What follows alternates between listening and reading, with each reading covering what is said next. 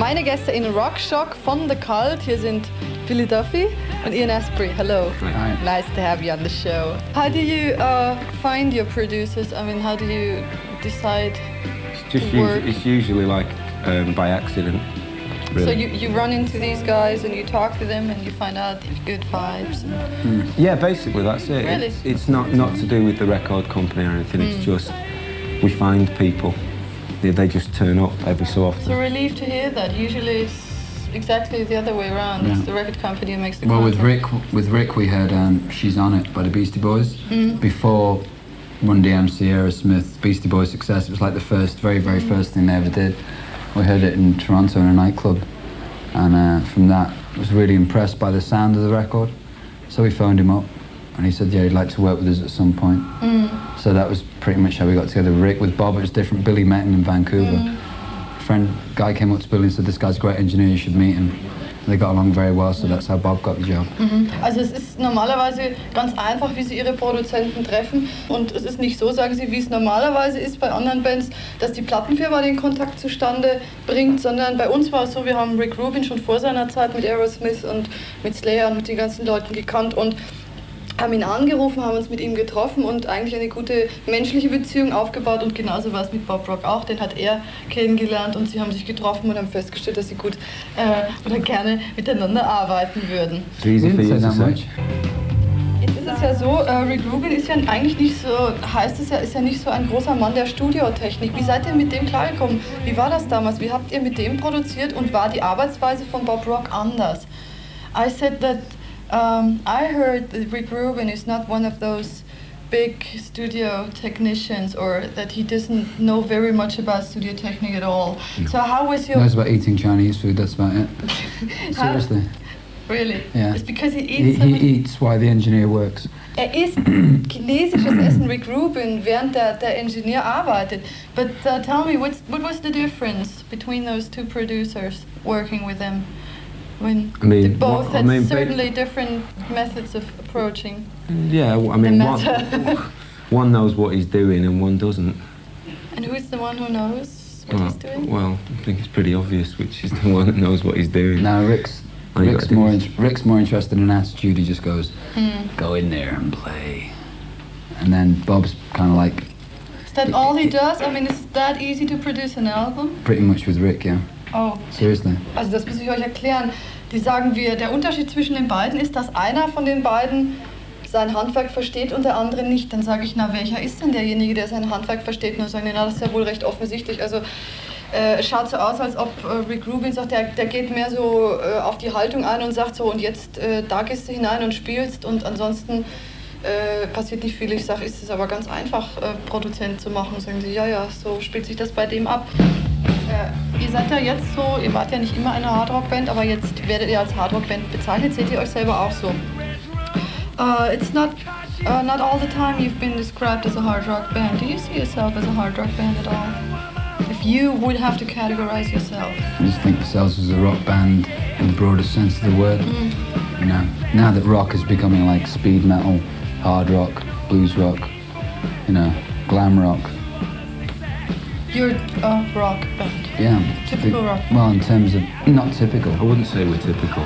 More in terms of the fact that the main instrument's the guitar, you know, everything's based around the guitar. And we're young, white, working class boys with guitars. Junge, weiße, arbeitsame... Ex-working class. Arbeitsame junge Männer, früher in der Working Class, in der Arbeitsklasse, jetzt nicht mehr, sagen sie Ex. Und wir sind grundsätzlich eine Rockband, jetzt da man den Rock in verschiedene Sparten unterteilt hat, Blues Rock, Glam Rock, Hard Rock, Speed, Thrash, haben sie alles aufgezählt. Da wollen wir eigentlich nur sagen, wir sind eine Rockband und keine traditionelle. Gibt es denn so Bands, an denen ihr euch mal orientiert habt oder die ihr sehr gerne mögt? Ich hätte so den Eindruck, vielleicht ja, so die alte Deep Purple-Ecke oder Led Zeppelin oder so, oder habt ihr vielleicht auch mal was mit Velvet Underground oder... Yes. Yeah, am I right? That's good. Yeah. See, I was kind of trying to find out where you were oriented. What music you liked when you were younger. All those groups. All those groups, And Deep Purple? Everything from the Beatles all the way through to the Sex Pistols, everything in between, except for things like, I don't think we own any Grand Funk Railroad records, you know, just the classic innovators. Ja. Also die klassischen Innovateure, wie heißt das, Erfinder der Rockmusik an sich, die mögen Sie. Alle Beispiele, die ich so ins Blaue hinein gesagt habe, finden Sie auch vollkommen richtig. Led Zeppelin, die Purple, zum Beispiel Velvet Underground und so. Also eigentlich so all die Klassiker. Ihr habt ja eure Heimat verlassen, um Sonic Temple aufzunehmen. Habt in Los Angeles geprobt, in Vancouver aufgenommen. Warum? Why did you leave? Yes. Why did we go to Los Angeles and why did we record in Vancouver? Exactly. Wow. Did a world tour in 1987. Yeah. It was very, very hard work, and we were very tired in December. So I went to Canada to visit my family. Billy went to Los Angeles for a holiday. But you have a family in Los Angeles? No, in Canada. In Canada. Billy just went for vacation. Billy was there for 2 weeks. He phoned me up and says, "Why don't you come out to Los Angeles for a couple of weeks or something?" I said, "Okay." And we didn't know what we were going to do, really. We began putting together the Sonic Temple record. We already had songs from On the Road. We put some new things together. In the space of 3 months, we had 22 songs. Wow, that's quite an output. We'd already spoken to Bob about doing the record. So he said, you know, I'd like to record in Vancouver because he's been working there for 10 years. There's no distractions there, you know. So we basically spent, most of the time, we had to wait like 2 months for Bob because he was busy with Bon Jovi and Blue Murder. Yeah. So we had to wait for him for 2 months, but we wanted to wait for Bob, you know.